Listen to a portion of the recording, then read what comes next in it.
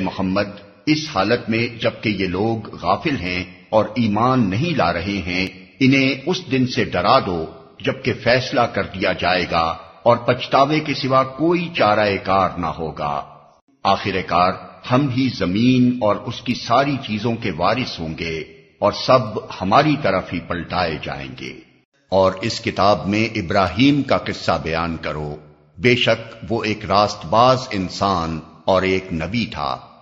انہیں ذرا اس موقع کی یاد دلاؤ جبکہ اس نے اپنے باپ سے کہا کہ ابا جان آپ کیوں ان چیزوں کی عبادت کرتے ہیں جو نہ سنتی ہیں نہ دیکھتی ہیں اور نہ آپ کا کوئی کام بنا سکتی ہیں؟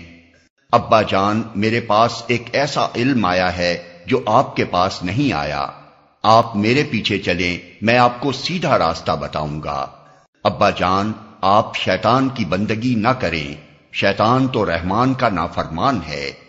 ابا جان مجھے ڈر ہے کہ کہیں آپ رحمان کے عذاب میں مبتلا نہ ہو جائیں اور شیطان کے ساتھی بن کر رہیں۔ باپ نے کہا ابراہیم کیا تو میرے معبودوں سے پھر گیا ہے؟ اگر تو باز نہ آیا تو میں تجھے سنگسار کر دوں گا، بس تو ہمیشہ کے لیے مجھ سے الگ ہو جا۔